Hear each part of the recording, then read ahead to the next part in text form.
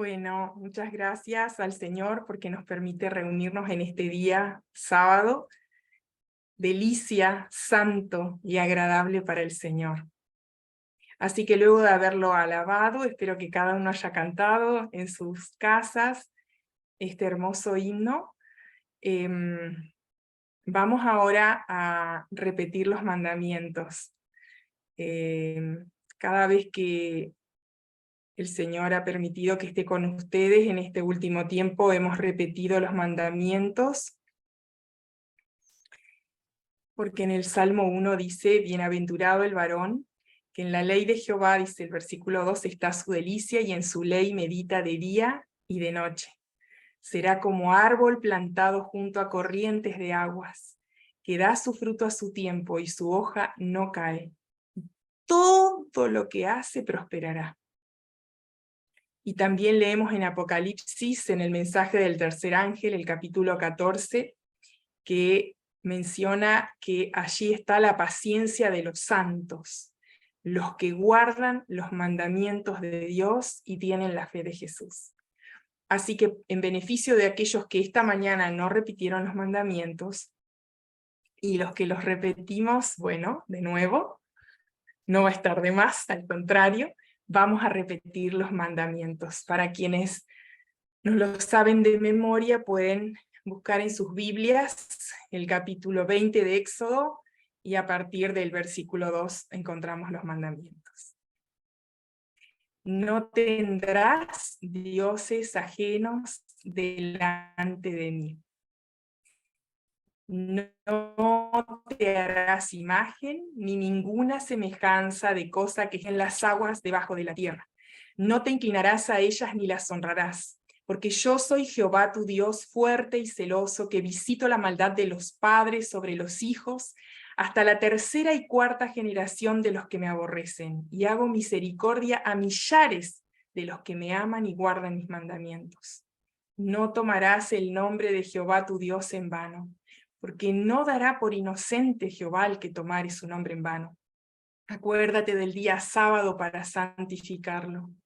6 días trabajarás y harás toda tu obra, mas el séptimo día es reposo para Jehová tu Dios. No hagas en él obra alguna, tú, ni tu hijo, ni tu hija, ni tu siervo, ni tu criada, ni tu bestia, ni tu extranjero que está dentro de tus puertas. Porque en 6 días hizo Jehová los cielos y la tierra, el mar y todas las cosas que en ellos hay, y reposó el día séptimo. Por tanto Jehová bendijo el día sábado y lo santificó. Honra a tu padre y a tu madre, para que tus días se alarguen en la tierra que Jehová tu Dios te da. No matarás, no cometerás adulterio, no hurtarás, no levantarás contra tu prójimo falso testimonio. No codiciarás la casa de tu prójimo, no codiciarás la mujer de tu prójimo, ni su siervo, ni su criada, ni su buey, ni su asno, ni cosa alguna de tu prójimo. Nosotros durante varios sábados hemos estado repasando cómo el yo se ha introducido en el ser humano, cómo Satanás ha construido el Salmo 1, hermana Corina, cómo Satanás ha introducido este órgano espiritual, vamos a decirlo, no es espiritual, sino que se da en nuestro espíritu, que es el yo. Y el yo es el que él usa para manifestar las tendencias que él quiere instalar en nosotros como humanos. El yo es el que nos lleva al sentimentalismo, a caer bajo la astucia, a ser vencidos por la complacencia, al ser también vencidos por el orgullo, a practicar la calumnia, a adormecernos con la dilación y a la sensualidad, ¿no? A esto que a veces decimos, pero yo no hago nada. No obstante, Jesús en Mateo 5 dijo que el que miró a una mujer para codiciarla, ya adulteró en su corazón. Y el Señor nos acusa de ser adúlteros. Él nos hace esta reflexión para que nosotros no nos vayamos a creer lo que por ahí nos están diciendo de que ahora es como que Dios es un ser que va a tolerar y perdonar todo y todos se van a convertir. Las 7 formas de caída las hemos repasado varias veces y hoy lo vamos a hacer nuevamente para que no se salgan de nuestra mirada, de nuestra vista, para que analicemos la semana que pasó y veamos cómo estuvimos en relación a estas formas en las que Satanás trae sus tentaciones. Y que pidamos perdón a Dios si hemos caído en ellas, que es muy probable que todos hayamos caído por lo menos en una. La primera, que es la fuerza. Este intento de tratar de obtener de otro por la fuerza o por la astucia algo que no me corresponde. Y habíamos visto que la forma de resolver esto es una decisión firme, una conciencia firme por Cristo Jesús. O sea, no importa cómo me estén pidiendo u obligando a que haga tal o cual cosa, yo decidí seguir a Jesús. El sentimentalismo, que es cuando el yo se cree víctima y juega con esto, y luego, si es descubierto, cambia a victimario. Una entera confianza sin reservas en Cristo Jesús es lo que nos va a garantizar la victoria. Bueno, la complacencia. El yo que vive para complacerse y poner al último las necesidades de su prójimo. Sentirse superior al otro en todo sentido. Esto proviene del maligno. El pensar que uno hace las cosas mejor que todos los demás. También esto se puede practicar en pro del bien común. Debemos ejercer la libertad de conciencia para obtener la victoria. Libertad de conciencia y basados en un escrito está. Y así vamos a poder vencer. El orgullo es otra manera en la que Satanás nos hace caer. El yo que vive para enaltecerse, se viste para que lo miren, se peina para que lo admiren, da alarde de que es el que es mejor en todo para todos los que lo adulan. Solo una humillación total al Señor nos dará la victoria en él. La calumnia, contenida en el 9º mandamiento, que vive calumniando a todo y a todos, que la culpa siempre es ajena, que si no le parece lo que otro dice, es mentira. Estas personas tienen dejadez y son parásitos, viven a costa de los demás. Y muchas veces nosotros caemos en esa tentación también. Y esta espada que se intenta clavar en el prójimo al calumniarlo, al interpretar lo que el otro hace o dice o piensa sin saberlo, porque solo Dios lo sabe, se clava en el propio corazón de quien empuña esta espada. Resistid al diablo, dice el Señor, y de vosotros huirá, y no toquéis lo inmundo. Habrá aflicciones, mas confiad, porque yo he vencido al mundo, dice el Señor. Rogad al Dios de la siega que os junte en su granero. ¿Recuerdan los primeros capítulos de Mateo? El Señor dice, su aventador está en su mano para limpiar su era. Juntará su trigo en el granero y quemará la paja en fuego que nunca se apagará.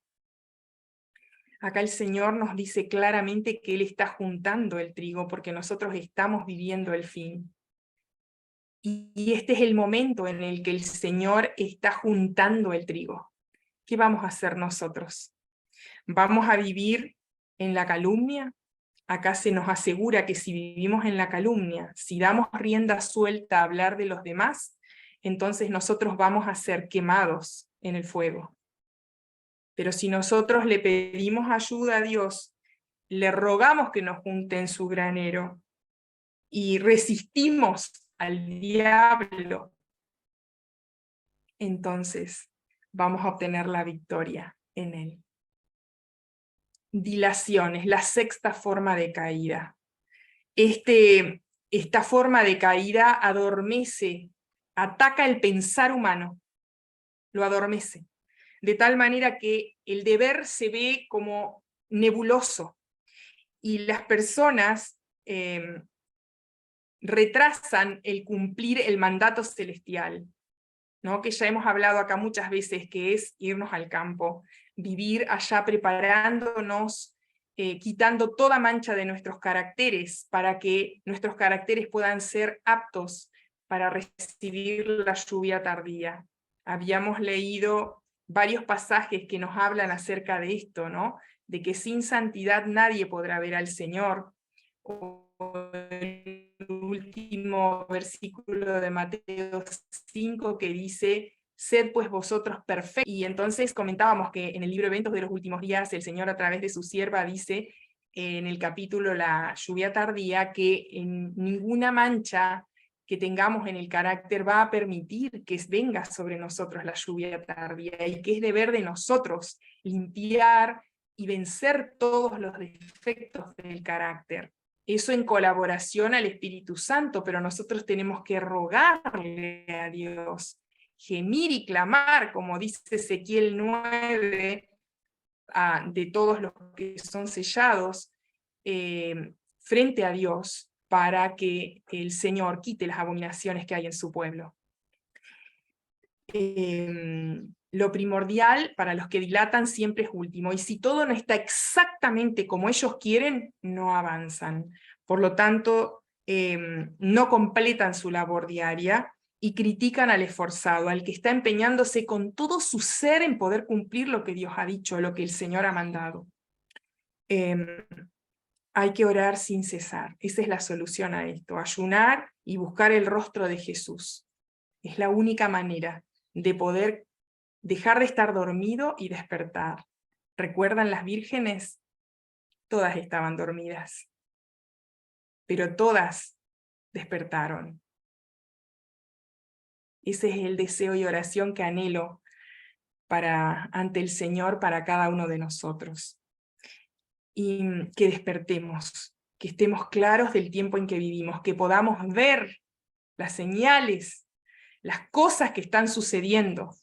Y como dijo Jesús, cuando vean estas cosas, sepan que está cerca a las puertas, ¿no? Hablando de la venida de nuestro Señor. La séptima, la sensualidad. Esto se refiere al pueblo de Dios. No estamos hablando de los de afuera, como llamamos a veces, aquellos que no creen. Este acto desenfrenado con acciones ilícitas dentro del matrimonio, con actos homosexuales dentro del matrimonio, con actos lésbicos dentro del matrimonio. El yo de la sensualidad vive para complacerse, vive para sus placeres, y así se daña su hipotálamo, su lóbulo frontal, y el cerebro queda adormecido, adicto a la testosterona, tanto hombres como mujeres. Dentro de esto, algunos seres y otros, aunque con el sexo opuesto, practican actos animalizados para sentirse bien, pero quienes hacen esto no van a heredar la vida eterna. El Señor advierte que sus casas han sido pedidas para ser fuertemente zarandeadas, y va a ser hecho así. Mas, si pedimos al Dios de la siega que nos reserve en su granero, vamos a tener la virtud de vencer, ser celosos, arrepentidos, porque vendrá la aflicción. Y les recomiendo nuevamente leer Ezequiel 20. También Dios nos advierte de los 10 anatemas, de todo aquello que ofende a Dios y que nosotros lo ponemos como que es algo muy importante. El yo involucra todas estas formas de caída que hemos leído. La suficiencia propia, el creer que yo no necesito la sangre de Cristo, que no tengo por qué pedir perdón por los pecados todos los días y a cada rato, porque no hago algo malo. El amor a los hijos más que a Dios, que porque mis hijos no quieren hacer lo que Dios dice, entonces yo me restrinjo, me oculto, hago mi fe en silencio y olvido que Dios ha pedido en el cuarto mandamiento que el cuarto mandamiento sea respetado por todos los que están dentro de las puertas de mi casa. El amor al esposo, a la esposa, esa dependencia absoluta, en vez de ser dependientes absolutamente de Cristo Jesús, o sea, ir hacia donde va mi esposo, mi esposa, aunque ellos, yo veo que están yendo por un camino equivocado, que no captan que Cristo viene, y yo les estoy diciendo, pero no hay manera, y entonces yo digo, bueno, para mantener la paz, entonces, bueno, hagamos lo que tú dices. Apego a lo material, a las posesiones, pensar que eso es lo más importante en este tiempo en el que tenemos que estar preparándonos para encontrarnos con nuestro Dios. El apego monetario, ese amor al dinero, a tener más, ¿no? Y a trabajar a veces en forma sin límite para poder tener más. Los deseos pecaminosos, que son encubiertos a veces y otras veces son abiertos. Ahora con la tecnología, entre cuatro paredes, sin que nadie nos vea, podemos hacer muchas cosas. Hay personas que se convierten en bestias entre esas cuatro paredes, porque nadie los ve, pero Dios ve todo, hermanos. Dios ve todo. Mis ideas propias. Las personas ahora creen que sus ideas son muy importantes, que sus ideas son, sus opiniones pueden criticar la palabra del creador del universo, olvidándose que somos una brizna de paja, somos una flor del campo, dice el Salmo 103, que hoy es y mañana no es, y nadie más se acuerda de ella, ¿no? Pero la misericordia de Jehová es lo que permanece para siempre. Los desórdenes sensuales, mórbidos, acariciados. Aquello que yo sé que está mal, pero lo acaricio, no lo abandono. Lo tengo ahí está. Y no lo suelto. Eso es iniquidad, hermanos. Y eso nos va a adormecer. Y cuando queramos reaccionar, nos vamos a dar cuenta que Satanás, esta serpiente antigua, nos ha picado. Y ya no podemos volver atrás. Y las excusas sutiles para desobedecer a Dios. O sea, yo me excuso en esto, es muy duro, no puedo, soy muy adulto, no, esto no me sale, no se dan las condiciones, no hay que ser tan serio, no hay que ser tan extremo. Todas excusas para excusar, valga la redundancia, mi desobediencia a Dios. Estas son cosas que ofenden totalmente a nuestro Dios. Porque el Señor es el que nos dio el libre albedrío. Y nosotros no podemos encadenar el libre albedrío a nada que digan los hombres, a ninguna consideración, moda, consenso humano, a ningún líder religioso. Porque somos libres en Cristo. Él nos creó con libertad. Él murió para darnos libertad y Él quiere que ejerzamos la libertad, aunque para ejercer la libertad debamos entregar nuestra vida, como hicieron los mártires. Pero eso es la piel, porque vamos a resucitar. Tener claro que nuestro destino para el que fuimos creados es vivir la eternidad, es ser inmortales, es vivir en el cielo y gozar de la maravillosa compañía, presencia y enseñanzas de Jesús en un paraíso. Ese es nuestro destino, por la eternidad. Y como eso es tan valioso, es tan superior a cualquier otra cosa mundanal, tiene que costarnos algo. Y eso que nos cuesta es ir por el camino angosto. Es dejar de hacer lo que hacen todos y decidir vivir en forma diferente, porque si yo vivo como todos, entonces ¿en qué estoy predicando? ¿En qué estoy yendo por el camino angosto? El camino angosto es un camino con obstáculos donde no puedo caminar muy bien porque me topo, no puedo ir a mis anchas para acá porque me toca. Tengo que ir con cuidado, hay piedras, hay obstáculos, tengo que ir por ahí. En cambio el camino ancho es yo voy por donde quiero, hago todo donde quiera, es llano, es ancho, pero lleva a la perdición. Si yo quiero obtener el fin de la vida eterna, tengo que ir por el angosto. Hoy vamos a estudiar una historia muy triste, pero también con grandes enseñanzas. La historia de Nadab y Abiú, estos pastores infieles, sacerdotes infieles, pero que en el día de hoy, ya que la palabra de Dios es una verdad presente, son pastores. Personas consagradas para el servicio de Dios, pero que no practican lo que Dios ha mandado.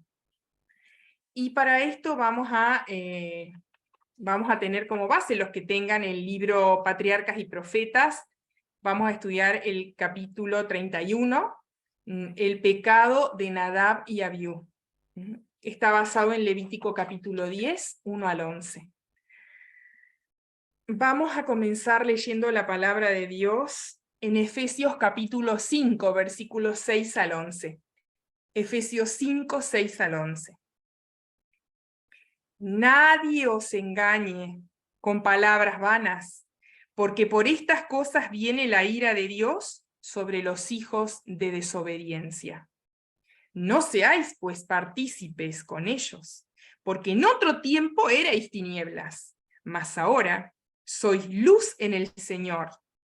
Andad como hijos de luz, porque el fruto del Espíritu es en toda bondad, justicia y verdad, aprobando lo que es agradable al Señor. Y no participéis con las obras infructuosas de las tinieblas, sino antes reprobadlas. Este versículo no es muy leído, tampoco es muy conocido. Dios acá viene hablando de que nosotros, primero dice, nadie os engañe. ¿A qué les suena esto?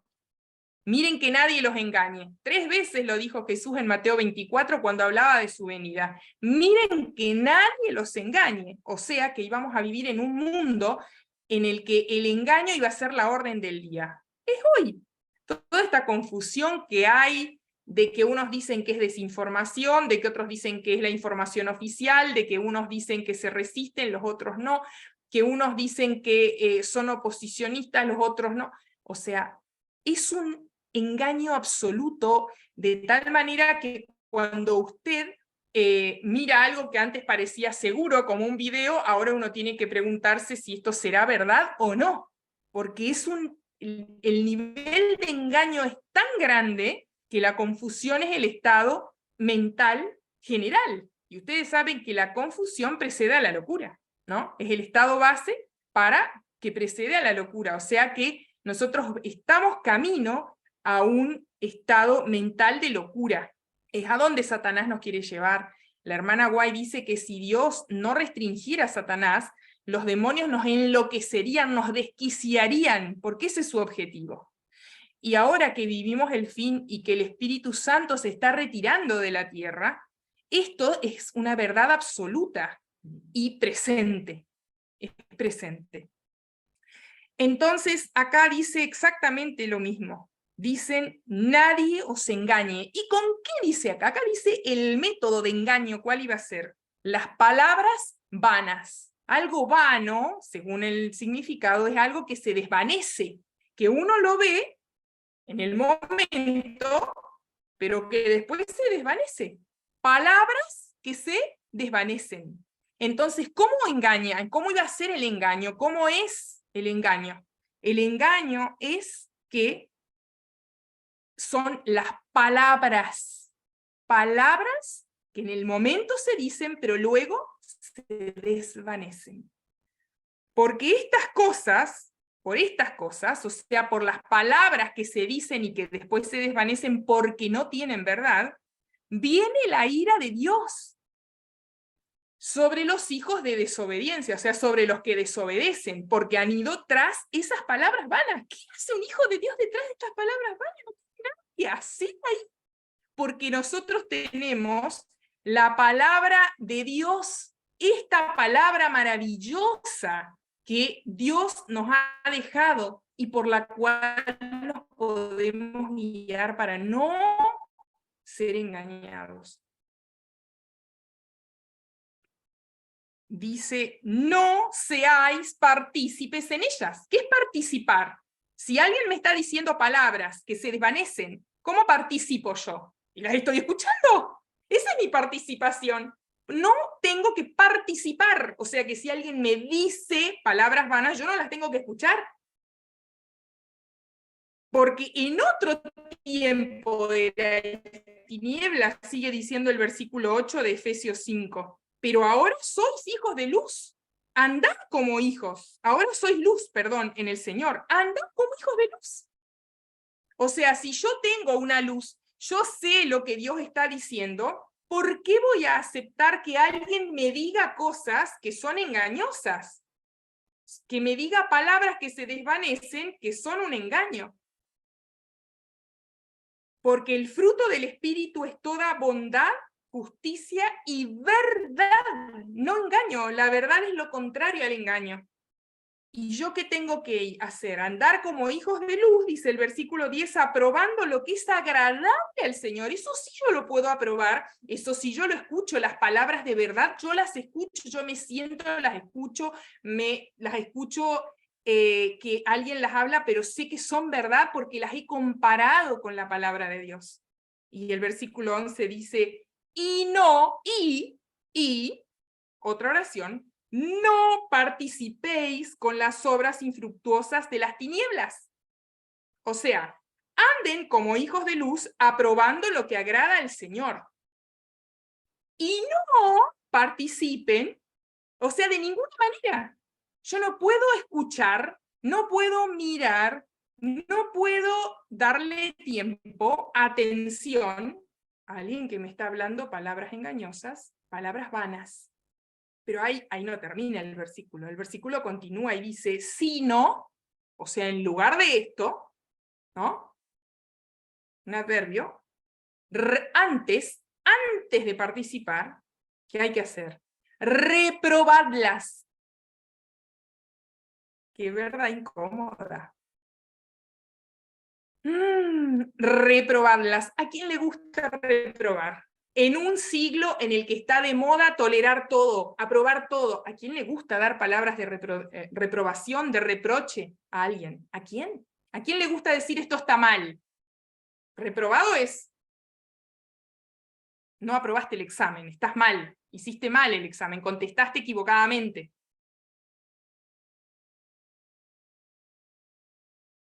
No es bien visto ahora, no está de moda, pero Dios nos pide que nosotros reprobemos. No, nosotros no podemos aprobar lo que está mal. No podemos aprobarlo. El Señor no nos da permiso para aprobar lo que está mal. Y yo con mi presencia, con mi participación, ¿no?, de escuchar esas palabras, estoy dando aprobación a eso. Porque si yo estoy viendo que alguien está diciendo palabras que se desvanecen, que no están de acuerdo con la verdad, con la intención, dice acá, de engañarme, ¿qué hago yo ahí escuchando? Reprobadlas. No participéis y reprobadlas. Sucede actualmente en las iglesias que estamos una hora escuchando palabras vanas y sin razón, que no logran el efecto deseado por el cielo, que es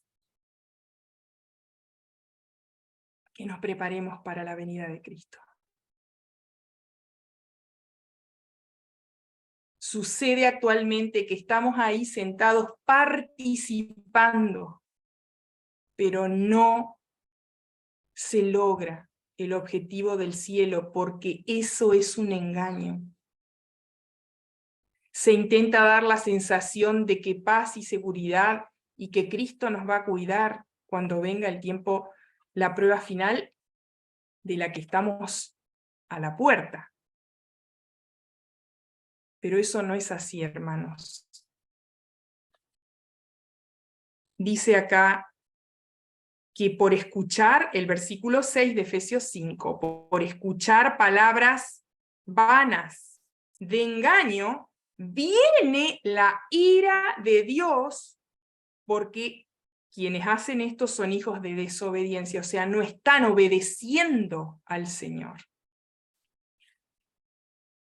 Estoy segura que más de alguno de ustedes les ha pasado, más de una vez, yo creo que a todos les ha pasado, el estar participando de esto, pero acá Dios nos impide hacerlo. Él dice que participar no es nuestra tarea, nuestra tarea es no participar porque son obras de las tinieblas, y dice que tenemos además que reprobarlas. ¿Cuál es la regla que tiene Dios, hermanos, para toda predicación y para todo mensaje? Que solo la sangre de Jesús, su sacrificio, su amor, su vida, su ley, sus reglas, sus mandatos, su carácter es la autoridad. A Él sea la gloria y la alabanza por todos los siglos. Amén. Él es la autoridad, no los humanos. Jeremías 17:5 dice: maldito el hombre que confía en el hombre. Hay una maldición para el hombre que confía en el hombre y hace de la carne su brazo. Sigue diciendo Jeremías 17:5. El pueblo que obedece al Rey de Reyes y Señor de Señores, ora, canta, alaba al Rey del universo día y noche, y en especial, ora, canta y alaba en sábado. La apostasía omega, hermanos, que la hermana White le llamó así, porque iba a ser de una naturaleza asombrosa. Y el que quiera ser salvo debe salir de ella. Niños, jóvenes y adultos pierden su salvación por las cosas efímeras de esta vida. Me duele mucho cuando no hay restricción, cuando veo que a nadie le dicen eso está mal, Dios lo reprueba, y que ahora tanto dentro de la iglesia se hace lo que, como se hace fuera de la iglesia, fuera del pueblo de Dios. Todo se aprueba, porque reprobar algo es de mala, es como desagradable, ¿no? Reprobar algo es incómodo, es políticamente incorrecto. Pero eso es lo humano. Esa creencia está maldita por Dios, porque Él dice que es confiar en un criterio humano. El criterio divino dice otra cosa. Canaán está a las puertas. Canaán está a las puertas, hermanos. Pero muchos lo desprecian por esta forma de caída, de que valoran más lo terrenal que lo celestial, que lo eterno. Sexta forma de caída, la dilación. Estad apercibidos, hermanos, porque el desenlace final es llegado. Nosotros estamos prontos a que se intente hacernos guardar el primer día de la semana. Ustedes saben que es casi universal, pero todavía hay un pueblo que quiere, que guarda el sábado. Dios está llevándonos a guardarlo más estrictamente el sábado, a dejar a advertir que no es el sábado un lugar para reuniones, para clubes, para ensayos, no. El sábado, como dice Isaías, es una delicia, es santo y agradable al Señor. Este día está por ser suplantado, Y voy a leer la página 633 del Conflicto de los Siglos. Estoy segura que ustedes tienen en esta versión. La antigua es o la Bordeaux, también coincide la paginación. Les voy a leer el primer párrafo de esa página que explica cómo se instauró, y es muy probable que también se haga en Escocia y en Inglaterra. Tenemos la certeza de cómo Satanás pudo hacer el cambio del sábado al domingo, y si lo hizo antes, lo va a hacer ahora. Tanto en Escocia como en Inglaterra, dice, se logró hacer respetar mejor el domingo, mezclándolo en parte con el sábado antiguo, o sea que antes todos guardaban el sábado. Pero variaba, o sea, la iglesia cristiana primitiva, sigo leyendo, pero variaba el tiempo en que se debía guardar como sagrado. Un edicto del rey de Escocia declaraba que se debía considerar como santo el sábado a partir del mediodía y que desde ese momento hasta el lunes nadie debía ocuparse en trabajos mundanos. Miren la estrategia. ¿Qué hizo Satanás? ¿Cambió el sábado por el domingo? Dice que se logró, o sea que no se lograba hacer respetar. Pero ¿cómo se logró? Miren la astucia, primera forma de caída, la fuerza que se da como astucia o fuerza. Se corrieron los linderos del sábado. Imagínese usted que tiene una casa en la ciudad o en el campo, tiene un campo, una parcela, y entonces viene su vecino, que está penado esto en la ley de Dios en el Pentateuco, de hacer, de noche, y va corriendo los palos que marcan que hasta ahí es su terreno, ¿no? Y lo van ampliando al terreno del vecino, y van corriendo el palo, y de pronto usted tiene 1 metro más, 2 metros más, que a todo lo largo del campo son hectáreas, ¿no? ¿Eso qué es? ¿Qué mandamiento se está infringiendo allí? Robo. Es robo, porque yo cambié el lindero de mi campo. Entonces mi campo ahora tiene más terreno, pero ese terreno no apareció, sino que ese terreno se lo robé al vecino. Y si yo hago eso con todas las partes de mi campo, me saco una muy buena tajada, y como mi vecino está en el pueblo o en la ciudad o está trabajando en otra parte del campo, no ve lo que yo estoy haciendo, además lo estoy haciendo de noche. Y él no está pensando todo el tiempo, ¿estará bien mi lindero? No. Un día tal vez viene y se da cuenta porque ve que algo pasó, que los palos acá están puestos en otro lugar. Bueno, lo que se quiere y lo que se va a hacer con el sábado es correr, eso ya se está haciendo. Los linderos del sábado, los extremos. Este método, fíjense qué sutil este método. Se corre, se guarda el sábado desde el mediodía. Y luego hasta el lunes, o sea, el único día que se guarda completo es el primer día, ¿no?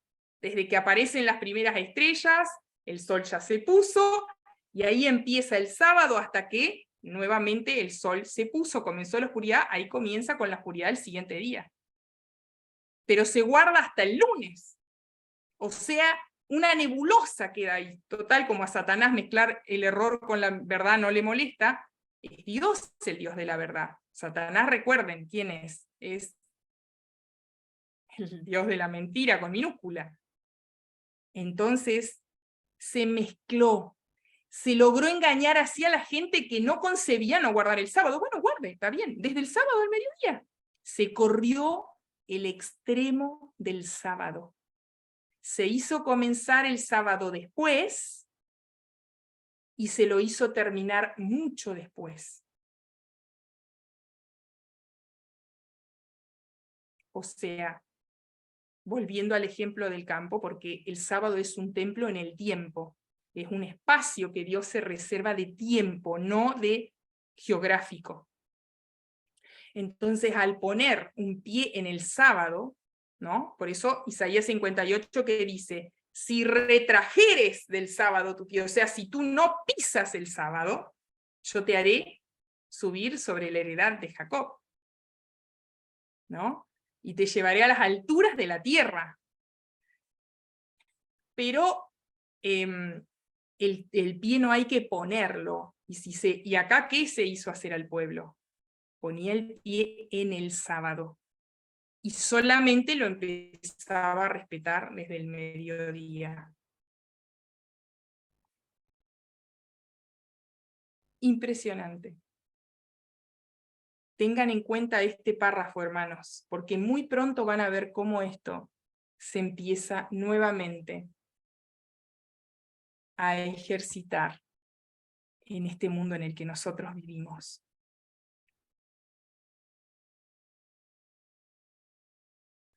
Dios quiere que nosotros avancemos. Avancen, hermanos, avancen en ubicarse donde no van a ser privados de adorar en el día sábado, porque las leyes van a ser muy estrictas, muy estrictas. Así que ubíquense, porque esto es para nuestro beneficio. El Señor permitió que estas palabras queden grabadas en el conflicto de los siglos para que nosotros comprendamos que no estaríamos nosotros tan opuestos, ¿no?, a que se cambien los linderos del sábado. No nos parecería tan mal. Ojo. Así que atentos a eso. Cuando el pueblo de Israel fue organizado por el Señor,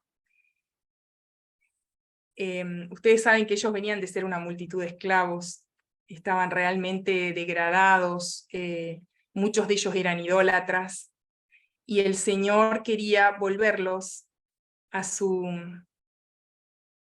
al orden que él había establecido. Ustedes saben que el gobierno de Dios está plasmado en el Pentateuco. Los primeros 5 libros de la Biblia son los 10 mandamientos puestos en pequeños deberes y derechos, para que no exista duda de cuánto abarcan, ¿no? Algunos, muy poquitos, están obsoletos hoy o tienen una aplicación espiritual, pero la mayoría siguen tan vigentes como cuando se dieron, y mucho más ahora que nos acercamos a un tiempo en el que las enfermedades infectocontagiosas están volviendo a ser tan generalizadas, o a tener mucha prevalencia, ¿no?, como antes. Así que,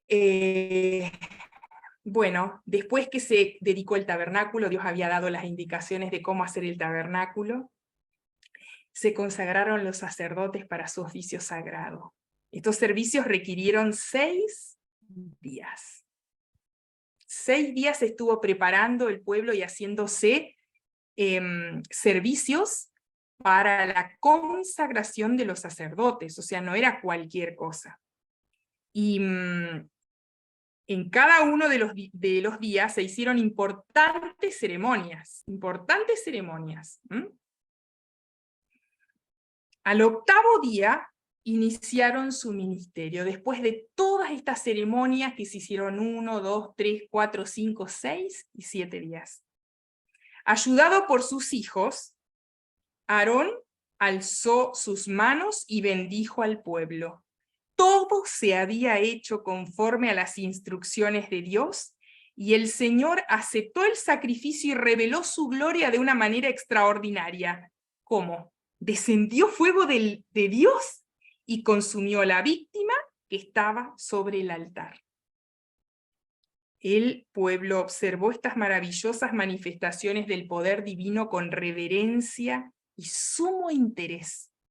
Todos a una elevaron sus voces en alabanza y adoración y se postraron como si estuvieran en la inmediata presencia de Jehová. Miren qué reverencia. Pero poco tiempo después cayó una calamidad tremenda sobre la familia del sumo sacerdote.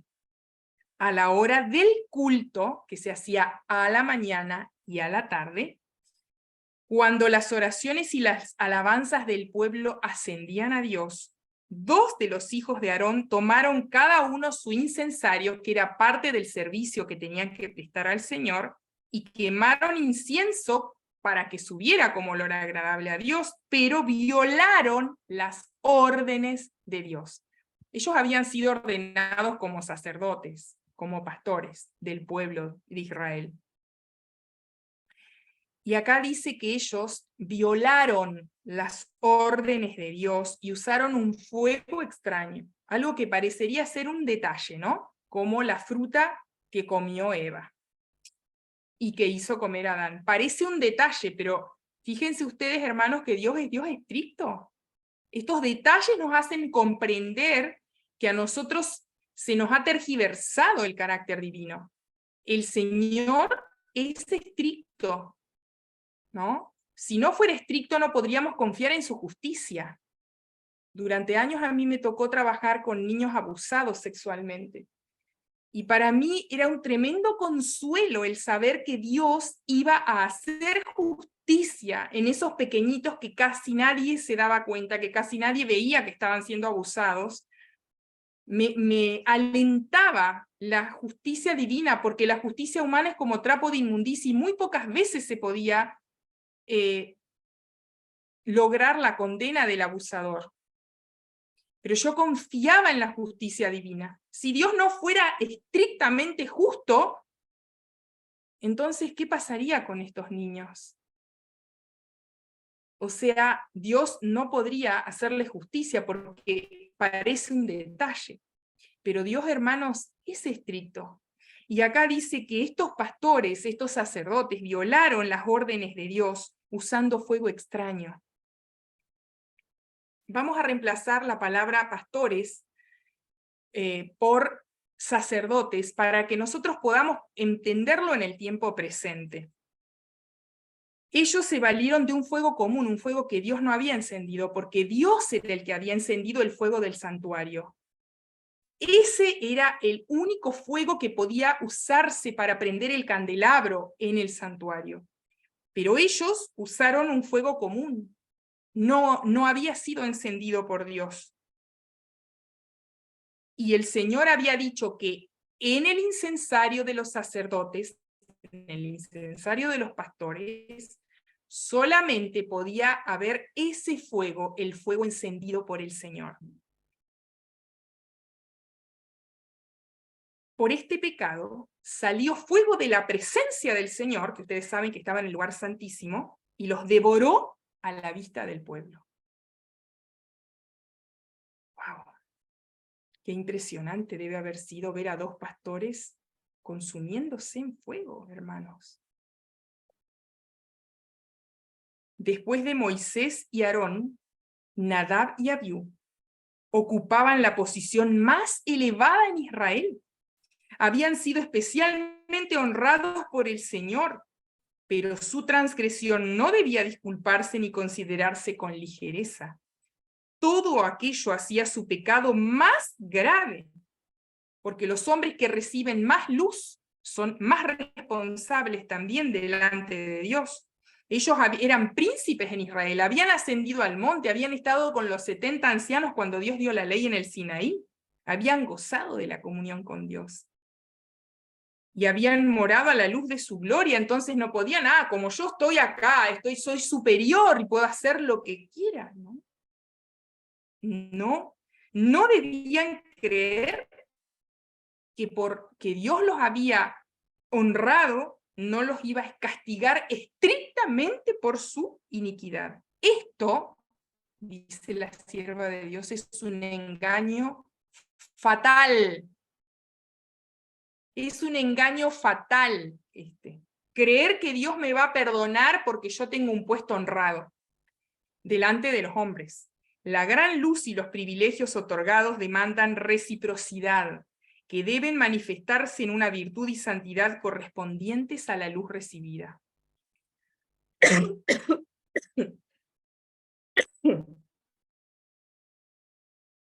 Las grandes bendiciones o privilegios no deben dar a los hombres seguridad y adormecimiento en su posición.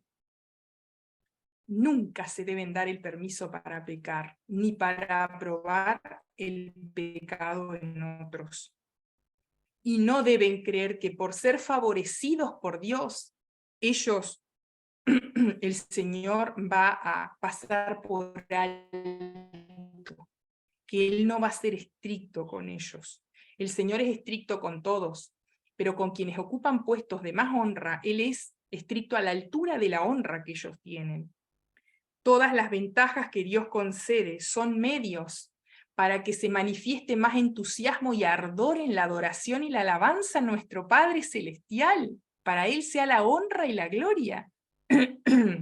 Y para cumplir su voluntad en todo lo que Él nos mande. En su juventud, y esto es algo muy, muy importante, entender por qué. Esto fue un momento, ocurrió capaz en 20 minutos. Pero acá nos habla de cómo había sido la vida de ellos antes de llegar a este momento. Porque uno podría decir, pero ¿cómo se equivocaron? No, porque acá aclara que Dios había dicho órdenes estrictas. ¿Ellos qué hicieron? ¿Habían escuchado esas órdenes? Sí, las habían escuchado. Pero luego decidieron hacer su voluntad, no la de Dios. En su juventud, continúa diciendo la hermana White, inspirada por el Señor, Nadab y Abiú no fueron educados para tener hábitos de dominio propio. La disposición indulgente del padre, su falta de firmeza en lo recto, lo habían llevado a descuidar la disciplina de sus hijos. La había descuidado. La disciplina, recuerdan que hemos hablado en otros momentos, ¿qué es? La disciplina es la enseñanza a los niños, a los jóvenes y a los adultos de adecuar sus pensamientos, sus emociones y sus acciones a la voluntad de Dios. Les había permitido seguir sus propias inclinaciones. No les había enseñado a seguir el camino de Dios en lugar de sus inclinaciones, sino que ellos seguían sus inclinaciones y el Padre se lo había permitido. Nos recuerda Elí. Los dominaban hábitos de complacencia propia. Fíjense, ellos tenían una de las 7 formas de caída, la complacencia. Lo que ellos deseaban y querían era superior a cualquier otra cosa que los demás pudieran querer o desear. Ni siquiera la responsabilidad del cargo tan sagrado que tenían podía romper esa tendencia a complacerse. No se les había enseñado a respetar la autoridad del Padre, y por eso no comprendían que se requería obediencia perfecta a Jehová. Entonces, al Aarón no haberse concentrado en su rol de padre de acuerdo a lo que Dios mandaba, él expuso a sus hijos al castigo divino. Por eso fue la orden tan estricta que se le dio luego. Dios quiso enseñar al pueblo que debía acercarse a Él con toda reverencia y veneración, porque Él es el Dios creador. No importa lo que digan los humanos acá, pueden inventar 1 y 1000 teorías de que Dios no existe, de que Dios ha muerto, de que la evolución... No, son teorías, pero la realidad es que Cristo viene y va a destruir a todos los burladores. Nosotros no nos debemos dejar confundir. Acá suenan muy fuerte, gritan muy fuerte y tienen muchas formas y canales y métodos para decirlo. Pero la realidad, hermanos, es que Cristo viene en poder y gloria para tomar su reino y para gobernar el universo desde acá. Una vez que la tierra esté transformada por su poder maravilloso, como dice Apocalipsis, que Él va a crear cielos nuevos y tierra nueva en los cuales mora la justicia. Y Dios también quiso enseñar al pueblo que debía acercarse a Él exactamente como Él indicaba y no como el pueblo quería. Como ahora nos encontramos que muchas personas no solo predican lo que ellos quieren, sino que cantan y alaban como ellos quieren. Pero Dios dejó en su palabra específicas instrucciones de cómo quiere ser alabado. Yo no puedo alabarlo como quiero. Tengo que alabarlo como Él me ha dicho que lo debo alabar, porque Él me creó y Él sabe lo que es bueno para mí, y a mí adorar de la manera como Dios dice es lo que me hace bien y me hace feliz y me da paz. el Señor no puede aceptar una ofrenda parcial. Tiene que ser una obediencia perfecta. Mateo 5:48 dice, sed pues vosotros perfectos. Lo repetimos hace un rato, como vuestro Padre que está en los cielos es perfecto. Dios no está usando una generalidad acá. No está usando un superlativo como para decir, no, tienen que ser muy obedientes. No. El Señor está diciendo exactamente lo que quiere decir, que nosotros tenemos que ser perfectos. Está en imperativo. Sed pues vosotros perfectos, como vuestro Padre que está en los cielos es perfecto. Yo no puedo suavizar eso, no puedo reemplazar ninguna palabra. Dios me pide que sea perfecto. Acá dice que Dios quería enseñar al pueblo a acercarse exactamente como él indicaba. Dios ha pronunciado una maldición sobre los que se alejan de sus mandamientos y no establecen diferencia entre las cosas comunes y santas. A través de, ¡ay!, de a lo que a lo malo dicen bueno y a lo bueno malo, que hacen de la luz tinieblas. ¡Ay! ¿Qué significa ¡ay! Que duele. Les va a doler decir esto. ¡Ay! De los que son sabios ante sus propios ojos, de los que son prudentes delante de sí mismos, o sea, que se sienten sabios, que creen que ellos pueden ir con sus propias palabras reemplazando las palabras del Señor. Los que por soborno, o sea, porque reciben y al justo le quitan su derecho. Eres muy apegado a la palabra de Dios, no, tú eres muy extremo, eres muy serio, te tomas muy a pecho la Biblia. No hay que ser tan fanático. Perdón, se los puse en frases que he escuchado en este tiempo.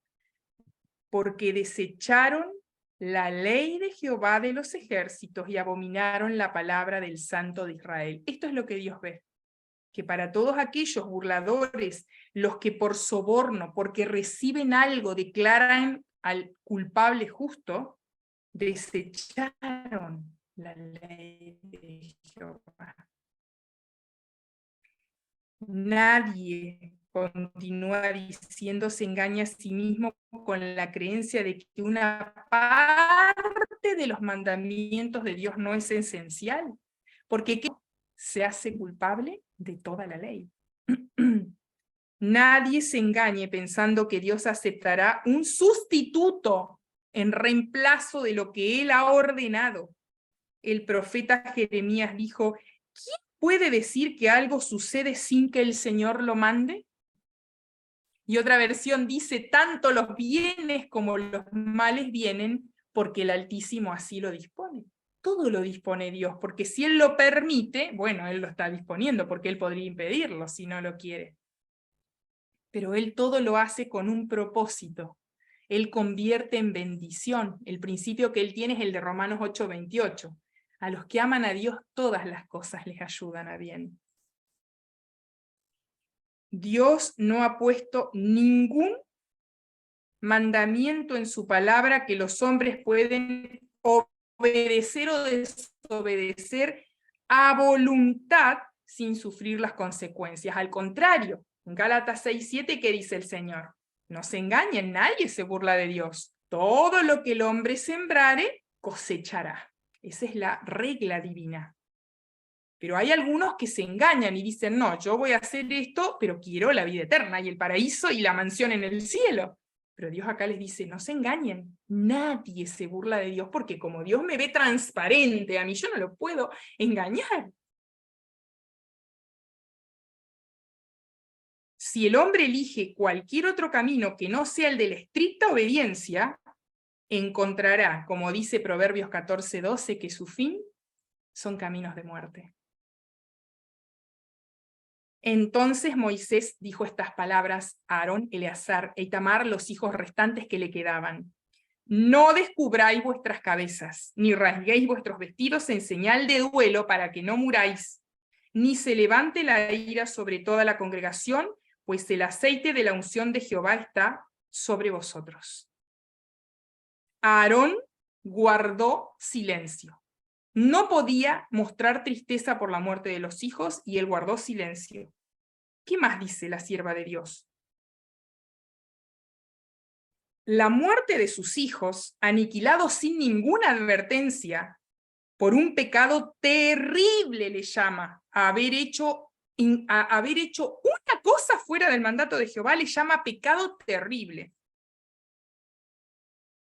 Que la muerte de los hijos que él reconocía ahora como resultado de su propia negligencia en el cumplimiento de sus deberes, él se dio cuenta, hermanos, miren con esto que le dio Dios, él reconocía que él no se había enfocado en lograr que sus hijos obedecieran, y que eso los había llevado a esto.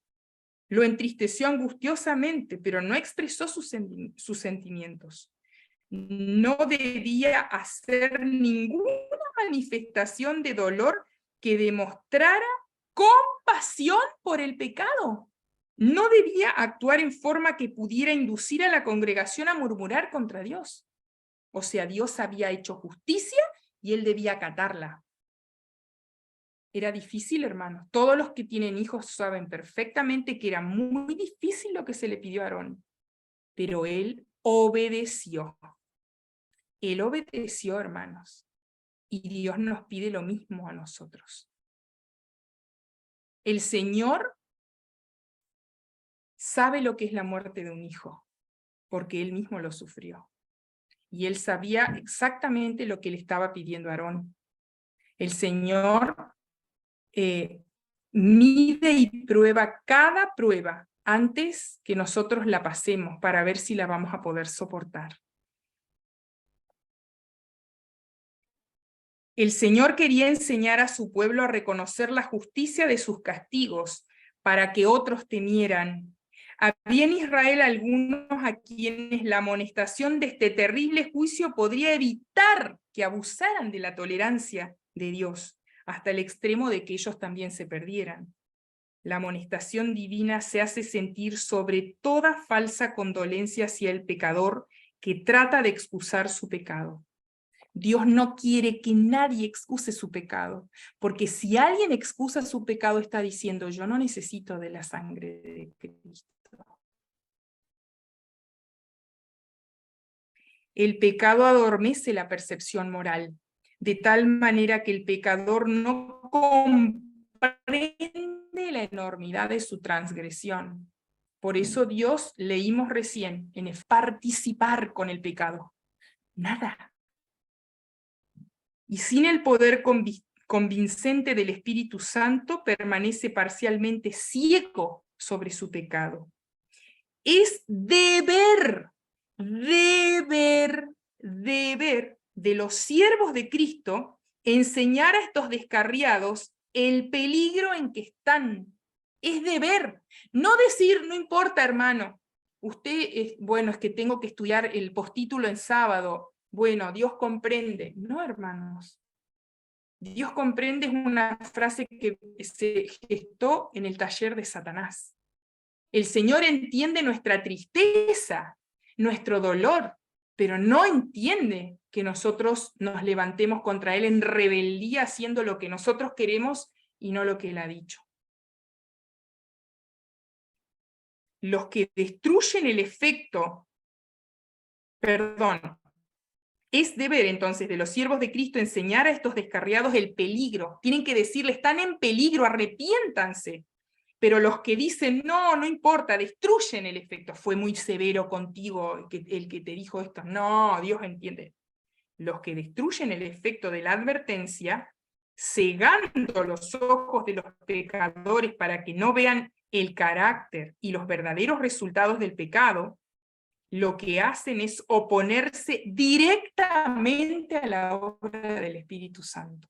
Dios no acepta que yo vaya y le diga a alguien que Dios entiende que él está pecando y que no sea parte del pecado, porque Proverbios 28:13 dice, El que encubre sus faltas no prosperará, mas el que las confiesa y se aparta, las deja de hacer, alcanzará misericordia.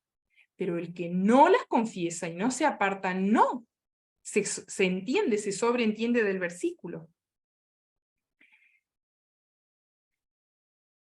Entonces, no solo se oponen directamente a la obra del Espíritu Santo, que es el que los está convenciendo de pecado. Tú pecaste, le dice el Espíritu Santo, pero viene alguien y le dice, no importa.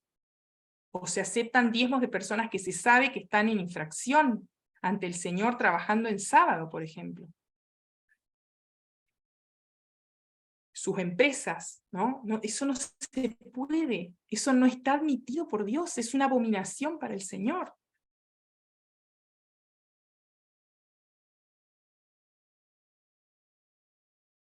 Dice que estas personas que se oponen e impiden la obra del Espíritu Santo, arrullan, hacen eso, lo hacen dormir, arrullan al pecador para que se duerma al borde de la destrucción. Ay, hermanos. Se hacen partícipes de su culpa. Porque Ezequiel 3 dice que el que no, el mal atalaya, ¿se acuerdan el deber del atalaya? El que no le dice al hermano que está mal, que tiene que arrepentirse de su pecado, la sangre de ese hermano va a caer sobre el que no se lo dijo. Y asumen una terrible responsabilidad por su impenitencia. Los engañan. Engañan a los hermanos, engañan a este otro hermano. En vez de decirle, hermano, Dios no quiere que trabajes en sábado. El Señor ha dicho que el sábado es un día santo, desde su primer minuto hasta su último minuto. Tú no puedes infringir el sábado y esperar que el Señor te bendiga. Por tu salvación, querido hermano, te lo digo, por favor, obedece al Señor. Ese es el deber de la atalaya. No es cómodo y no es fácil. Pero el Señor quiere que ellos hagan esta labor. El Señor quiere que sus atalayas sean fieles en lo que necesitan hacer. Porque Él les va a pedir cuenta acerca de lo que ellos han hecho o han dejado de hacer respecto a pedir. No a pedir, sino a advertir. Aunque sea muy desagradable hacerlo.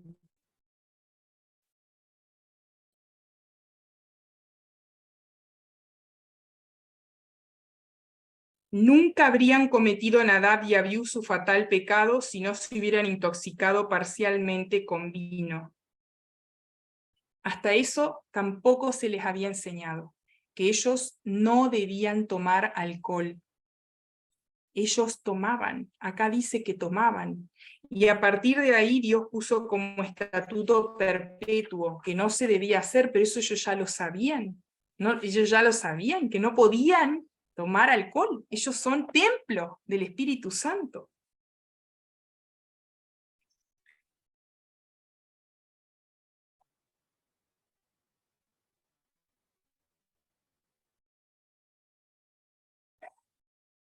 Todos los que ocupaban puestos de responsabilidad, todos los que ocupan temperantes, para que tengan lucidez para diferenciar entre lo bueno y lo malo, firmeza de principios y sabiduría para administrar justicia y manifestar misericordia. El apóstol Pedro declara, pero vosotros sois linaje escogido, real sacerdocio, gente santa, pueblo adquirido. Dios requiere que conservemos todas nuestras facultades en las mejores condiciones para prestar un servicio aceptable a Dios. Y cita 1 Corintios 6, ¿o ignoráis que vuestro cuerpo es templo del Espíritu Santo? Y luego Corintios 3:17, 10:31 y 3:17, si pues coméis o bebéis, o hacéis cualquier otra cosa, hacedlo todo para la gloria de Dios. Y también, si alguno destruye el templo de Dios, Dios lo destruirá a él, porque el templo de Dios, el cual sois vosotros, santo es. Hermanos, recapitulemos para hacer una breve síntesis de lo que hemos estudiado. El Señor nos ha dado señales claras de que Él está a las puertas. Estamos frente a la línea de fuego, estamos frente a la línea final, a la prueba final. Estamos viendo las señales en forma completamente contundente, nadie duda de 2020, como dice el capítulo 1 del conflicto de los siglos, el destino del mundo predicho. Dice que lo que pasó en Jerusalén va a pasar en el fin del mundo, pero ahí va a ser para todo el mundo. El primer sitio se liberó, pero viene un segundo sitio. Y entre medio, en esos 3 años y medio, en ese tiempo que pasó,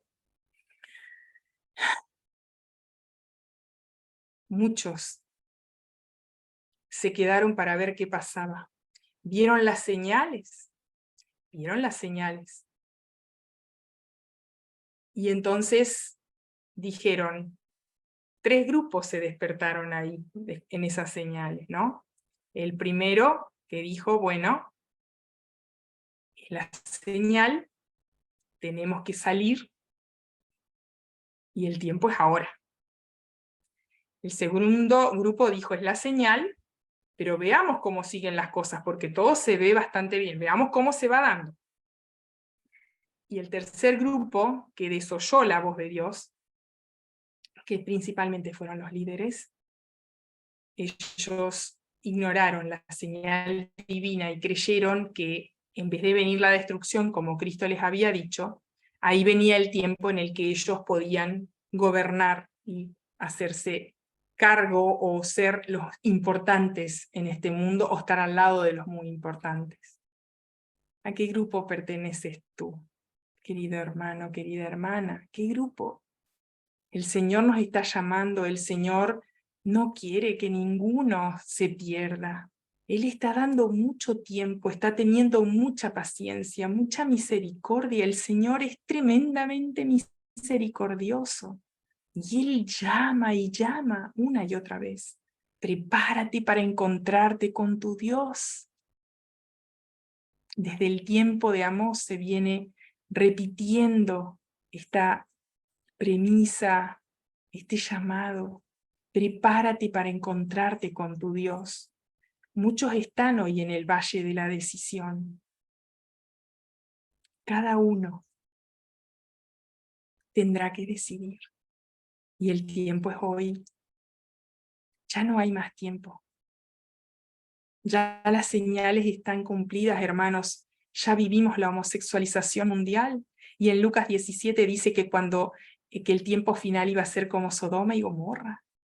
Ya estamos en ese tiempo, lo estamos viviendo. Muy pronto todo va a dejar de ser, pero mientras tanto el Señor extiende su invitación. Venid y estemos a cuenta. Si vuestros pecados fueren como la grana, como la nieve, serán emblanquecidos. Y si fueren rojos como el carmesí, vendrán a ser semejantes a lana blanca. Dios llama a cada uno de nosotros hoy. No somos muchos. El resto nunca ha sido mucho. Los remanentes de Dios nunca han sido numerosos. En el diluvio, el primer fin del mundo, había 8 personas. Y la hermana Guay dice que era una población aproximada a cuando ella vivía, al tiempo en el que ella vivía, que había aproximadamente 1.800 millones de personas. solo 8. Sodoma y Gomorra eran ciudades grandes, solo Lot, porque su esposa salió, pero volvió atrás. Sus hijas salieron con la mente corrompida. Pero Judas le llama varón justo. El libro de Judas dice que Lot era un varón justo. De Sodoma y Gomorra, una persona. Es falso que se va a salvar toda la iglesia. Ese es el deseo de Dios. Ese es el deseo del Señor, que se salven todos. Pero la realidad, tristemente, es que no va a ser así. Cada uno de nosotros tiene que decidir. Cada uno de nosotros ahora tiene que tomar la decisión. Y terminó con las palabras del apóstol Pablo. Efesios 5, 6 al 11. Nadie os engañe. En ustedes está que los engañen, quiere decir. Nadie os engañe con palabras vanas. Porque por estas cosas viene la ira de Dios sobre los hijos de desobediencia. Por las palabras engañosas, vanas. No seáis, pues, partícipes con ellos. Porque en otro tiempo erais tinieblas, mas ahora sois luz en el Señor. Andad como hijos de luz, porque el fruto del Espíritu es en toda bondad, justicia y verdad. Aprobando, ¿yo qué puedo aprobar? Lo que es agradable al Señor, pero no puedo, y no participéis con las obras infructuosas de las tinieblas, sino antes reprobarlas. Yo no puedo participar en las obras de las tinieblas. No lo puedo hacer. Antes de eso, tengo que reprobarlas. Que Dios nos ayude a ser firmes, aunque se desplomen los cielos, a la palabra del Señor.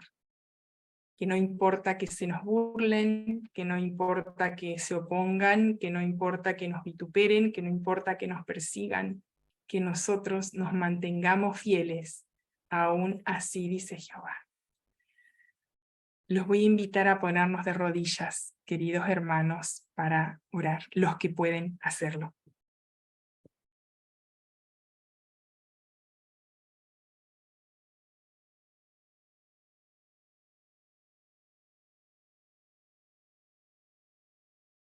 Querido Padre Celestial que estás en el cielo, santificado sea tu nombre. Venga tu reino. Sea hecha tu voluntad, como en la tierra, así también en el cielo. En este momento, un grupo de tus hijos estamos aquí para pedirte perdón. Perdón por los pecados en los que hemos caído, por esas 7 formas de caídas en las que el yo está poniendo su soberanía en nosotros. El enemigo está entrando en nosotros y nosotros no queremos eso. Decidimos hoy ponernos completamente del lado de Jesús. Nosotros decidimos no ponernos del lado del enemigo y queremos solamente ser hijos del Señor. Queremos ponernos totalmente del lado del Señor y no participar de ninguna de las obras de las tinieblas. Venimos delante de ti para humillarnos, Señor, para entregarnos a ti y para que tú nos uses como instrumentos, de tal manera que seamos luces brillantes, que seamos de los entendidos, que brillemos como las estrellas a perpetua eternidad, como le mostraste a tu siervo Daniel. Hoy venimos delante de ti a pedir que la justicia de Jesús nos cubra, a pedirte que nos ayudes a actuar en forma obediente, cumpliendo todo lo que tú has dicho, la forma en la que quieres ser alabado, la forma en la que quieres ser adorado. Nos ponemos en tus manos de amor, Señor, para que tú nos cobijes en tu seno, para que tú nos abraces por detrás, por delante, y pongas tu mano sobre nosotros, como dice el Salmo 139. Somos tus hijitos, queremos serlo. Ayúdanos a apartarnos de lo malo, para que tú nos puedas recibir como hijos e hijas, como dice tu palabra en 2 de Corintios 6. Te pedimos que nos purifiques, que nos limpies, que nos transformes, que nos cortes, que nos operes, para que en nosotros pueda reinar Jesús, para que Él se siente en el trono de nuestra mente y nos gobierne. En el nombre de Él, nuestro amado Salvador, pedimos todo. Amén.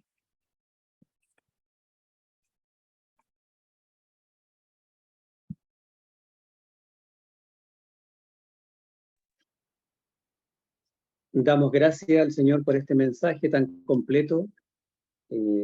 Invitamos a los hermanos que puedan volver a leer Levítico capítulo 10, el pecado de Nadab y Abiú, también patriarca y profeta, capítulo 31. Si algún hermano tiene alguna pregunta, algún comentario que quiera hacer, los invitamos a que lo escriban en el chat. Escriban en el chat de Zoom sus preguntas o comentarios, ahí lo estoy escribiendo y las leeremos. Marisol, mientras escriben los hermanos, quisiera hacerte una consulta o un comentario. En realidad son dos comentarios. Uno, fuego extraño. Hoy día se usa mucho el término de fuego extraño con el tema de la adoración y especialmente el de la música. Y es verdad que ha entrado fuego extraño en la iglesia adventista.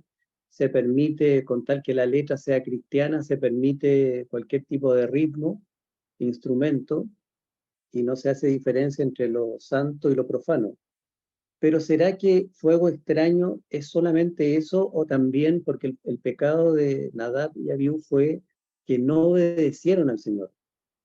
¿Será que fuego extraño es cuando el Señor da alguna orden, alguna instrucción a través de sus mandamientos, de la Biblia o de la sierva del Señor, y hay fuego extraño cuando nosotros no le obedecemos?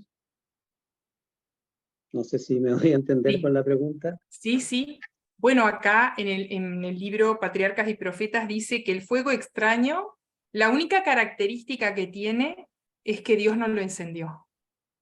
O sea, no es Claro. algo, una palabra basada en lo que Dios ha dicho.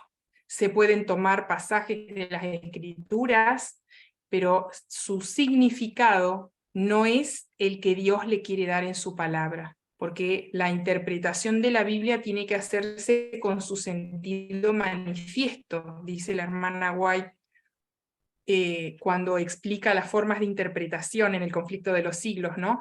Que era lo que seguía Guillermo Miller, el hermano Miller, cuando Dios le dio este mensaje de 1844, el paso de, bueno, en ese momento el fin de los 2300 días.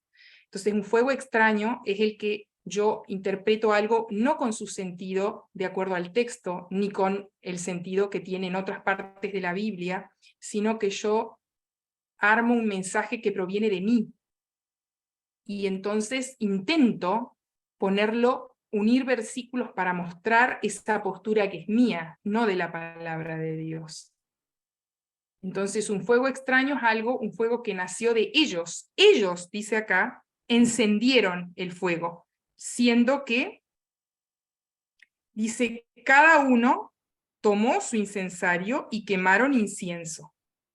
Violaron las órdenes de Dios usando fuego extraño, en lugar del fuego sagrado que Dios mismo había encendido. Amén.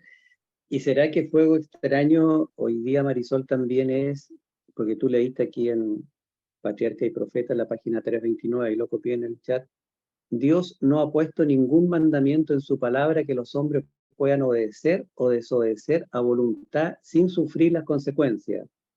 Si el hombre elige cualquier otro camino que no sea el de la estricta obediencia, encontrará que su fin son caminos de muerte. ¿Será que hoy día también el fuego extraño es lo que se está enseñando en los púlpitos adventistas de que no vamos a poder dejar de pecar, que vamos a seguir pecando hasta que Cristo venga? que el pecado es más fuerte que la gracia y que el poder de Dios, y hoy día se está enseñando de que no importa si tú no has podido vencer con el poder de Dios, por supuesto, porque cuando Cristo venga, Él te va a limpiar. ¿Será que eso también es fuego extraño y que puede ser fatal también para tener consecuencias fatales para nuestra eternidad? Sí, efectivamente es así.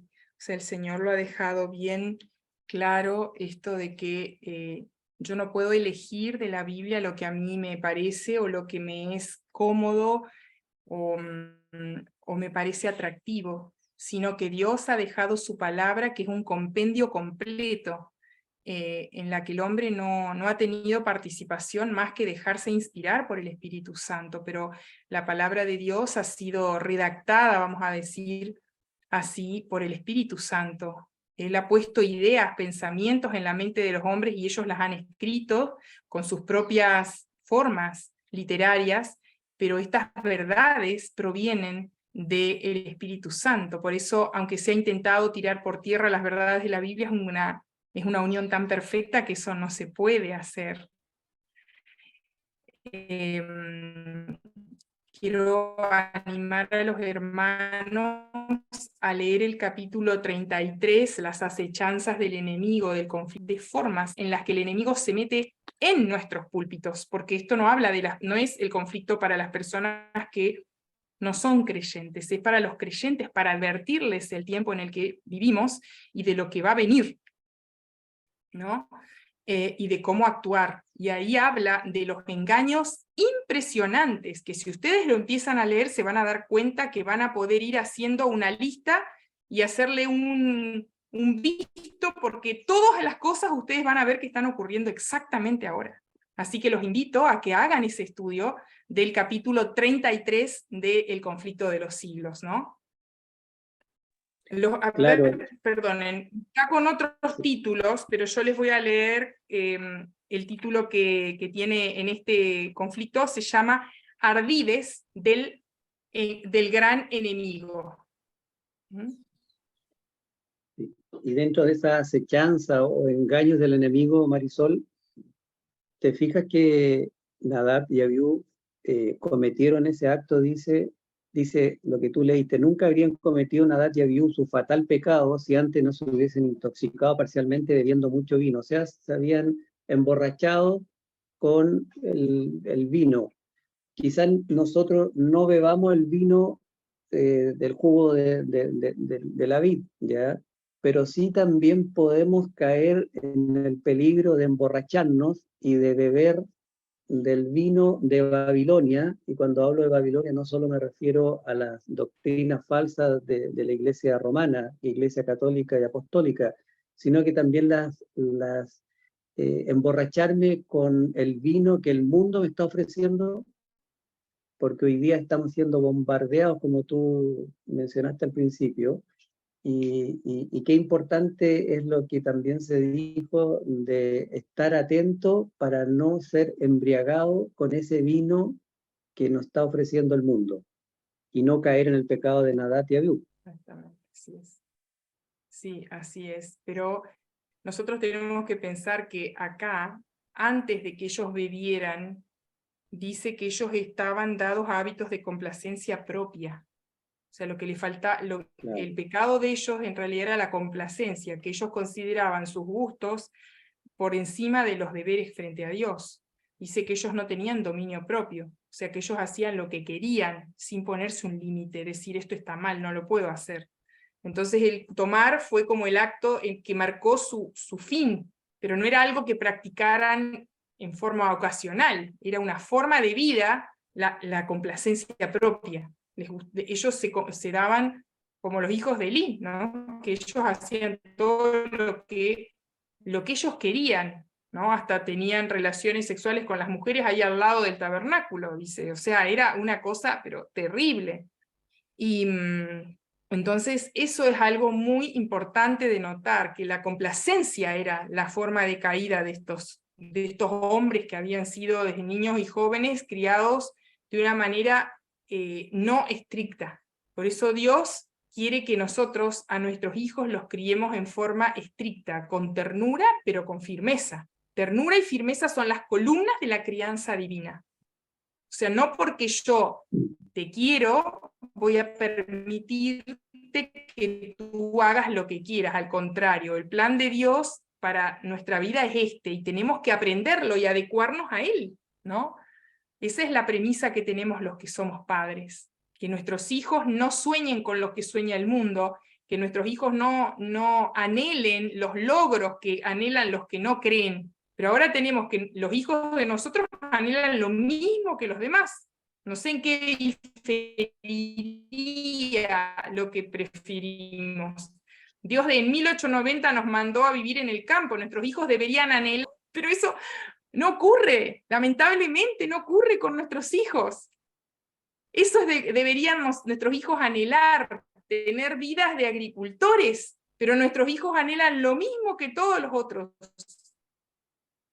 Estudian en los mismos lugares que los otros. No hay diferencias. Las escuelas de Madison son muy escasas y muy pocos padres, digamos, mandan a sus hijos allá, y muy pocos hijos quieren seguir en ese mismo camino. La mayoría quieren tener lo que tienen todos, ¿no? Así que creo que vivimos en un tiempo difícil, donde nos cuesta mucho ser diferentes, donde es más fácil acomodarnos a lo que los demás hacen, porque nos duele que ser incomodados con ¿por qué ustedes hacen esto? ¿Por qué no hacen esto? Es incómodo, pero es la manera de dar testimonio. El Señor nos mandó a ser diferentes para que cuando las personas nos preguntaran por qué éramos diferentes, pudiéramos tener la oportunidad de dar testimonio. Ese es el camino divino. Pero ahora, como somos tan parecidos a los demás, nadie nos pregunta, porque ni siquiera nos diferenciamos en la vestimenta. Entonces no hay forma en la que los demás sepan que adoramos a Dios, porque hacemos lo mismo, trabajamos de la misma manera, luchamos por lo mismo, nos compramos las mismas cosas, aspiramos al mismo lugar, tomamos vacaciones como todo el mundo, o sea, no hay nada que nos distinga. Y vamos a la iglesia como que vamos a una fiesta pagana, una fiesta cualquiera. O sea, no, realmente pido a Dios que despierte a su pueblo, porque el pueblo ha perdido el rumbo y la apostasía omega está realmente en su apogeo en este momento. Así es, Marisol, tristemente lo que estamos viendo. Y con respecto a la salida al campo y con nuestros hijos y nuestros hermanos, ¿por qué no se anhela salir y obedecer al Señor? Yo diría que además se potencia que en los púlpitos o los dirigentes adventistas, en vez de enseñar un espíritu están desalentando y engañando a los hermanos diciendo de que hay que salir con la ley dominical, y que todos sabemos que cuando sea la ley dominical equivale, según el capítulo 1, al conflicto de los siglos. El destino del mundo predicho va a ser cuando venga Tito y que ya la destrucción va a ser inminente. Entonces se potencia cuando los líderes, los que deberían ser luces, están tocando la trompeta a medias o no tocando. Tristemente eso.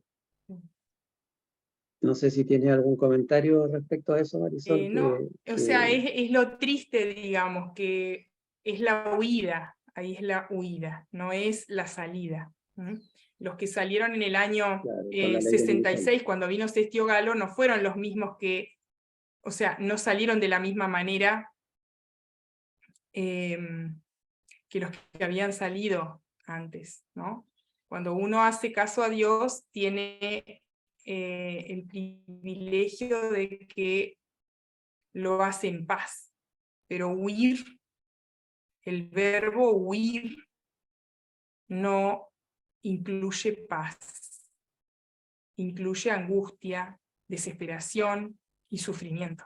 Salir es distinto, todavía es tiempo de salir y queda muy poquito para eso, todavía, pero ya pronto solo va a ser huida, y yo diría que ya es casi huida ahora.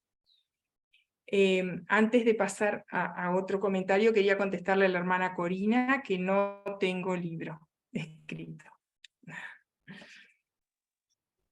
no tiene el libro, pero tiene muchas prédicas, así que en internet, en YouTube hay, y también podemos grabar también para que los demás puedan verlo.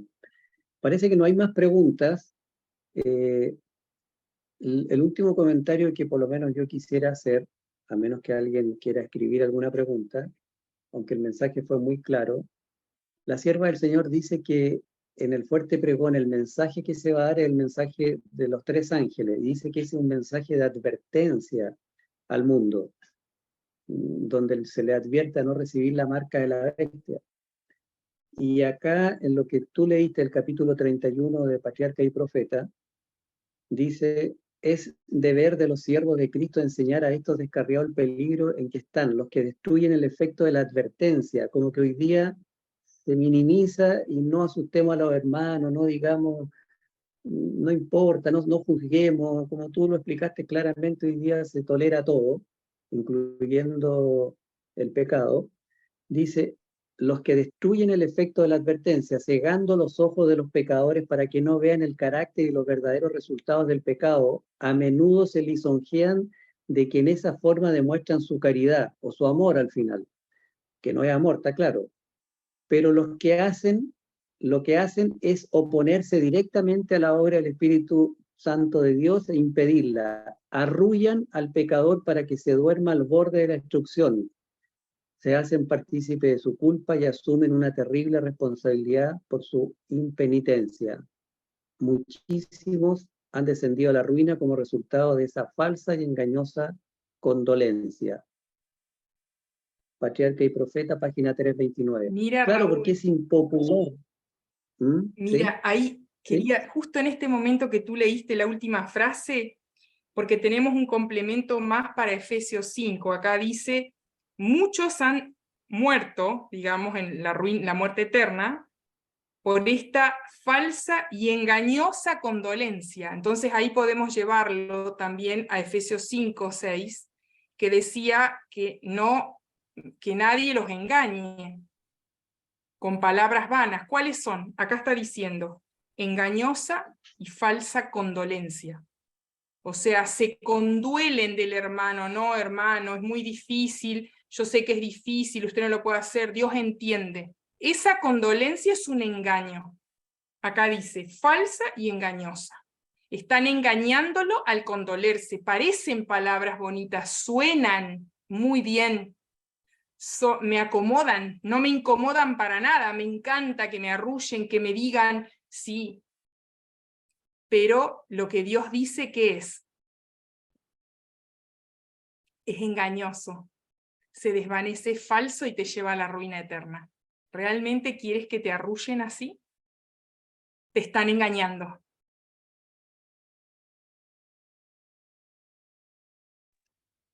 Amén. Bueno, no hay más preguntas. Yo creo que el mensaje ha sido muy claro, lo hemos entendido. Y mi hermana Grecia dice: ¿cómo busco sus predicaciones en YouTube? Bueno, ponga ahí nombre Marisol Martín o ingrese al canal de YouTube. Hay 2 canales, hermana. Uno se llama Grupo Pequeño, que lo administra el hermano Jairo, parece que ya no está grabando. Y también en el canal de la hermana Lidia Rojas La Torre. Y bueno, también, hermana Grecia, tenemos un grupo de WhatsApp que se llama Grupo Pequeño. Si usted quiere ingresar, ahí también se ponen las prédicas y mandamos las invitaciones. Usted me puede mandar su número completo de WhatsApp y la podemos incorporar también al grupo que tenemos. Marisol, quiero darte las gracias en el nombre del Señor. El tema fue buenísimo, muy completo. Y agradecer también a los hermanos que nos han participado. Nos hicieron muchas preguntas hoy día, yo creo que el tema fue muy claro. Y pedirte si nuevamente tú nos puedes despedir con una oración, si quieres una palabra antes de despedida y con la oración final. Oremos.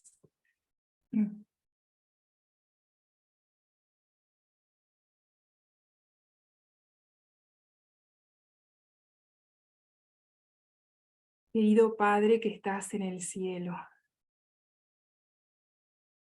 agradecemos tanto tu misericordia con nosotros, tu paciencia que ya ha sido saqueada, Padre. En este momento que vivimos la inminente aparición del enemigo de las almas como el Mesías, te queremos rogar que nos des firmeza para mantenernos en lo recto, que podamos continuar nuestro camino cada vez más estrecho, sabiendo que el que nos guía eres tú, sabiendo que vamos a tener que dar un paso enorme de fe, pero que luego de esto, Señor, viene la eternidad. Ayúdanos a no valorar lo presente como supremo. Ayúdanos a poner en perspectiva que esta vida es un punto en la eternidad y que nos esperan miles, millones de años y años y años para vivir contigo en el paraíso que tú has preparado para nosotros.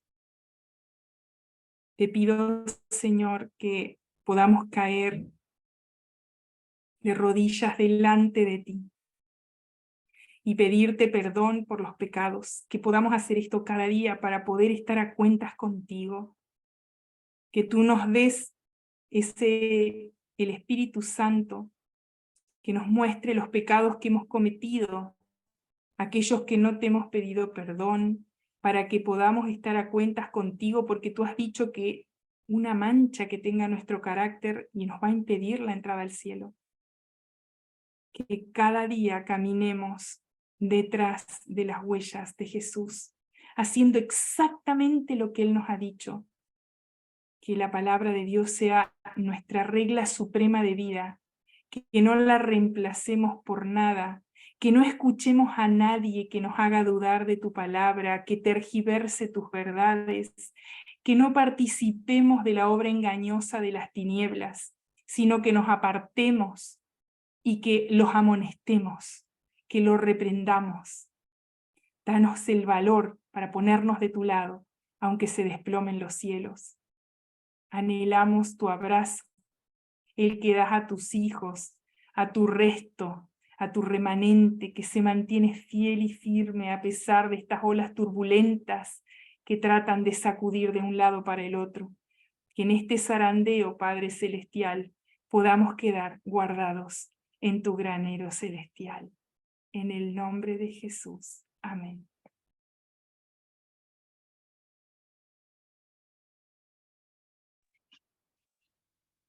Amén. Bueno, hermanos, damos las gracias al Señor por este poderoso mensaje muy completo. Damos las gracias a Marisol también y que todos tengan un feliz y bendecido sábado. Muchas gracias. Con este mismo link nos podemos juntar el próximo sábado también a las 11 horas de Chile y todos los días con el mismo link a las 5:30 de la mañana nos juntamos también en la madrugada de oración para escuchar una meditación y orar juntos. Muchas gracias. Gracias, Marisol. Saludos a Edgardo, a Gracias a las Dios. hijas y bendiciones para todos. Chao. Bendiciones. Adiós. Muchas gracias, bendiciones.